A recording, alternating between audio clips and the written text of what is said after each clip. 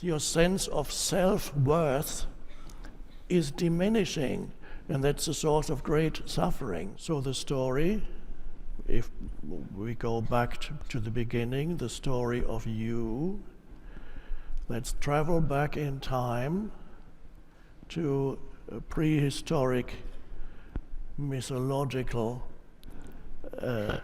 time where we encounter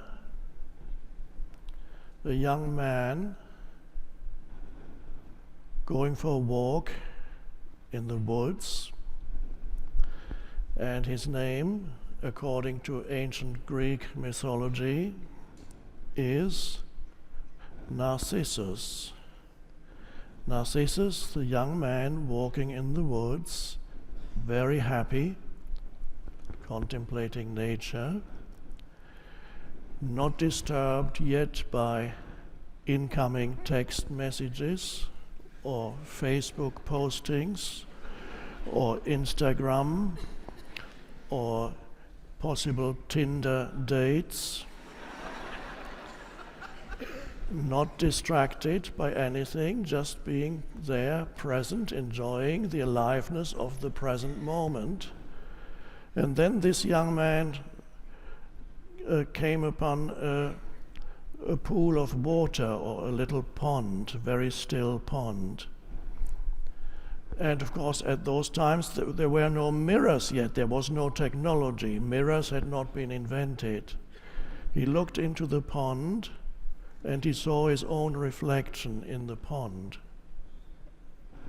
And he was amazed at the beauty of his own reflection.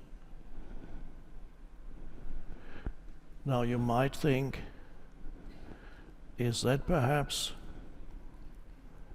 a very ancient prophecy of the selfie?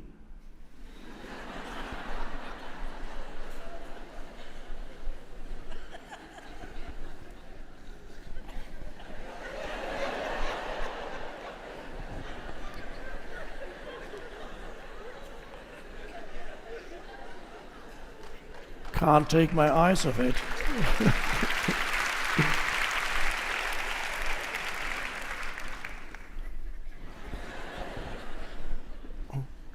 No, it was not a prophecy of the selfie, but there's a connection, of course. There is a connection. This is the glass surface of the selfie, and here we have the reflection of the image of his own image in the water. Now, the story goes that he fell in love with his own reflection, and he could not get away from it. He got drawn back to it again and again.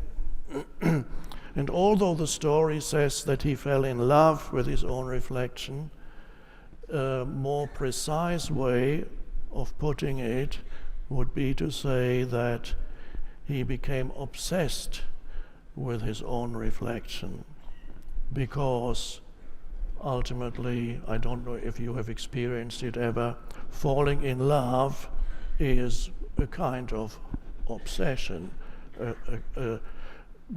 Not loving, love is something else. I'm talking about falling in love, of course, is a very obsessive thing. I need you. Don't you ever leave me. And then, of course, he or she leaves, or you leave. That's a long story, we all know it. And he lost his happiness. He was no longer happy. There are different versions of the story, but in the more ancient versions, eventually he commits suicide.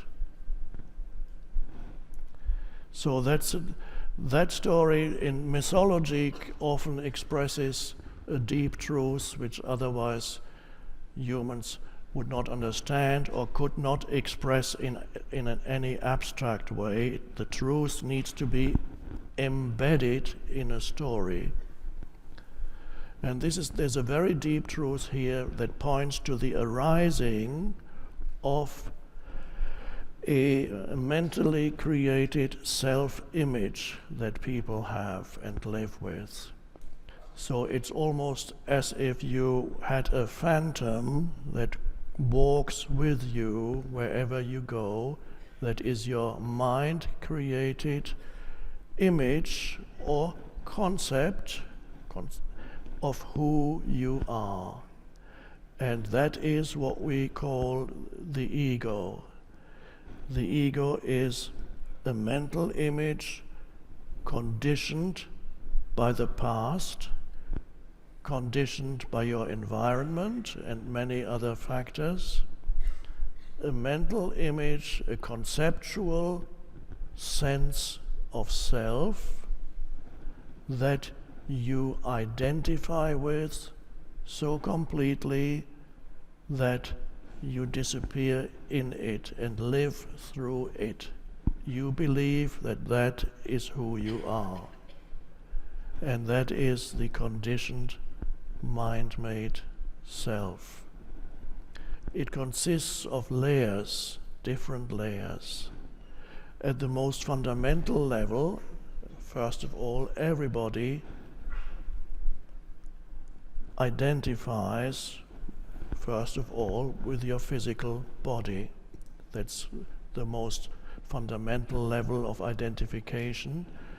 You believe that you are the body. You identify with the body that you are. And the body, of course, already is a problematic thing to identify with, because you compare this body that you say, I am this body, this physical form, and then you compare it to others, and it can be a source of pride if your body is better looking or stronger than most other bodies. The ego gets in there and feels inflated, greater. And it can also be a source of suffering or shame if your body is not the way you think it should be, or society tells you it should be, or when you compare it to others, it's not as strong or as beautiful as others. Then you suffer. You have a sense of self that feels less than.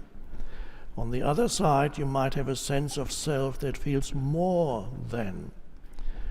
People who have a strong or beautiful body, when I was young, I would have given 20 years of my life if God or the universe had said to me, I can give you a beautiful, strong body and make you into a good-looking man that attracts countless women. I would have said, it's a deal. 20 years of my life, I'll be happy, but it didn't happen. But I can see how people who are good-looking or strong or both, how easy it is for them to seek a large part of their identity in their external appearance. And that can be fine for a while, but inevitably, of course, what is a source of pleasure for some years, gradually and perhaps even quickly turns into a source of suffering, because the body does not last. And a day comes when you look in the mirror and the mirror image is no longer the same as it was 10 or 20 or 30 years ago. Especially if you have a photo of yourself next to the mirror, something went very wrong here. And then it becomes a source of suffering. Now, in our civilization, there are repair jobs that you can do that for a while will help you feel you're still okay, good looking, but inevitably you begin to suffer more and more, because who you think you are is diminishing. Who you think you are, the value, your sense of self-worth is diminishing. And that's a source of great suffering. And of course, humans who identified with a negative body image, they are suffering already when they are young. They don't have to wait until the body grows old. So we have identification with the body, and then you put clothes on the body, of course, that they become an extension of the body, and they can add something, they can hide things, they can conceal things that don't look so good, or they can enhance things that look good. And then it's nice, so people are looking at me. It feels good to the ego.